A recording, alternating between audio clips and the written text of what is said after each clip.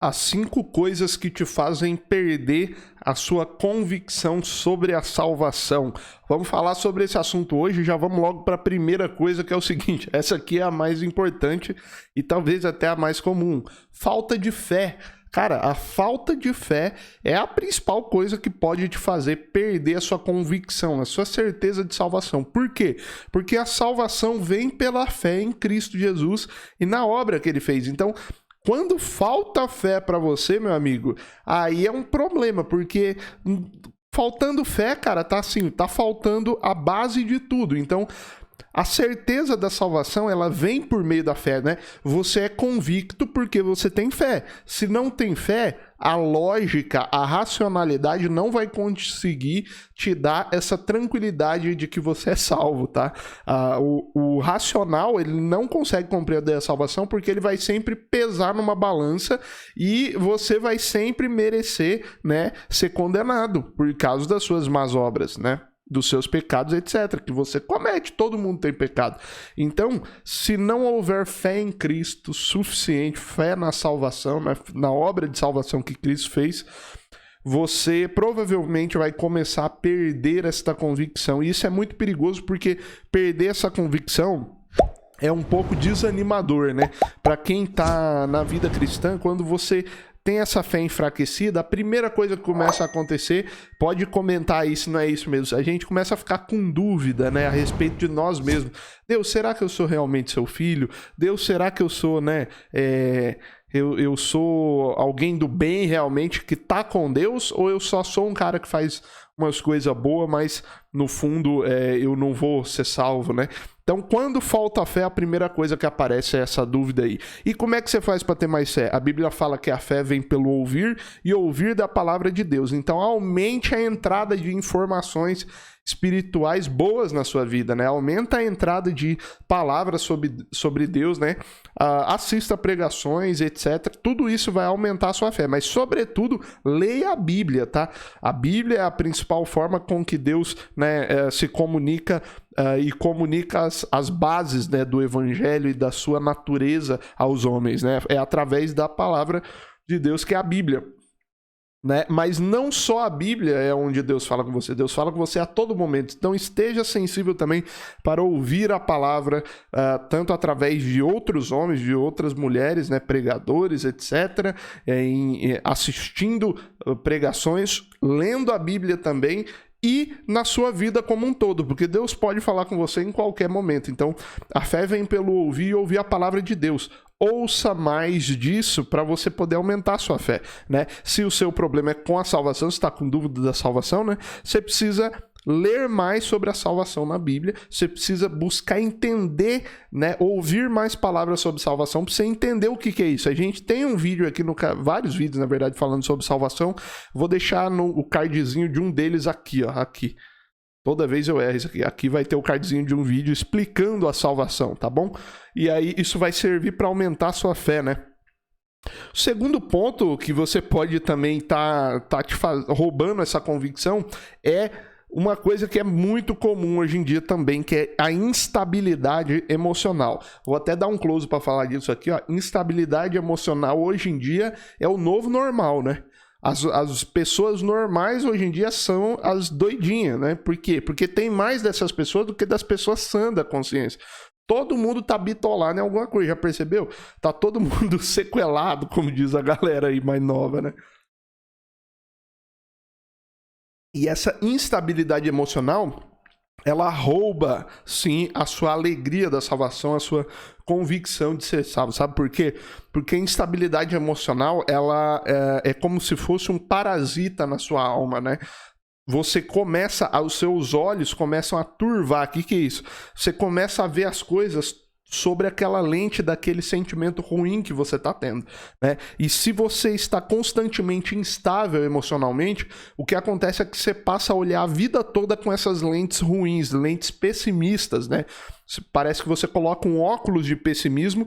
Por quê? Porque a sua alma está atacada, a sua alma está ferida e ela não consegue ver senão da forma com a forma que ela se encontra, né? Que é em um estado de instabilidade. Então, resolva os problemas emocionais, busque formas de ser mais estável emocionalmente, né? Perdoe, busque. Se você tem algum problema emocional do tipo grave, né? Uma disfunção emocional mesmo, né?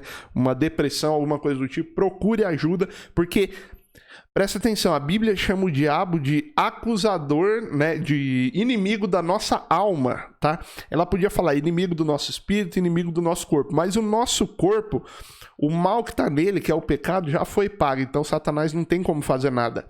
O nosso espírito, ele vem de Deus, Satanás não pode tocar. Agora, o espírito do cristão, né? Agora, a alma fica no meio do caminho, e é na alma que Satanás ainda tem poder de mexer com as suas emoções, com seus pensamentos.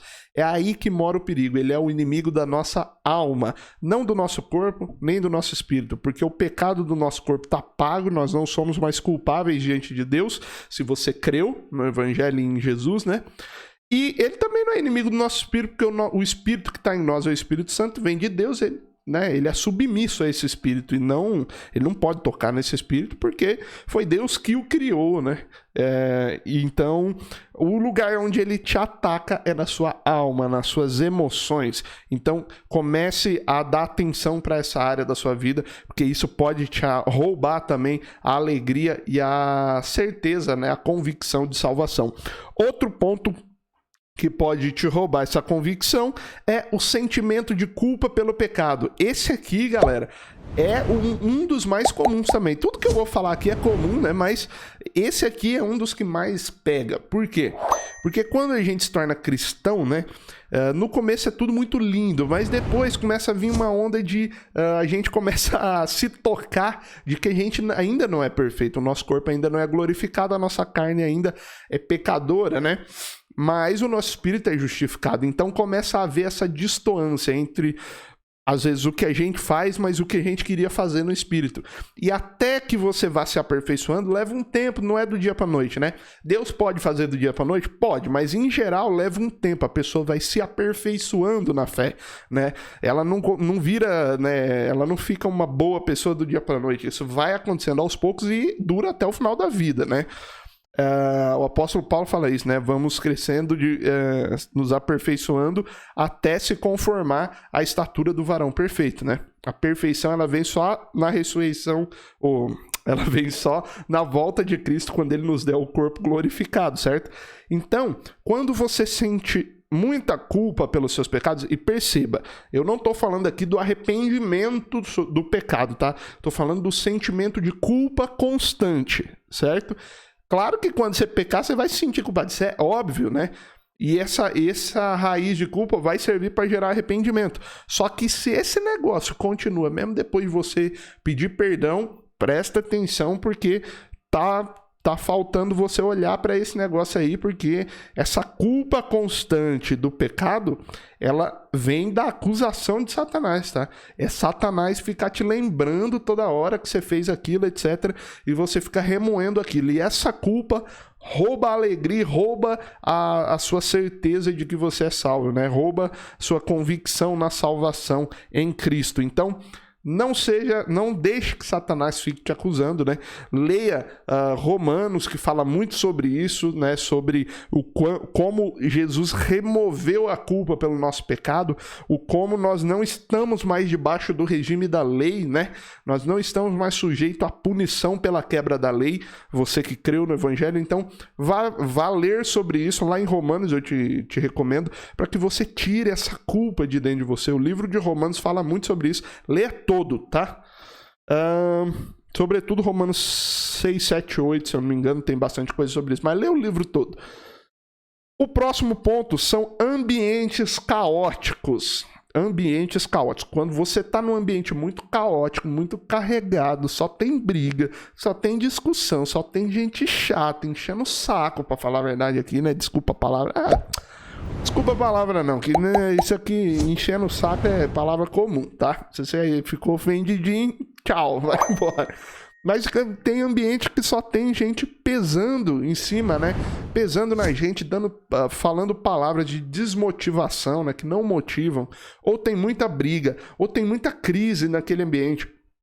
esses ambientes, a convivência constante desses ambientes pode roubar também essa sua certeza e essa sua convicção de que você é salvo. Por quê?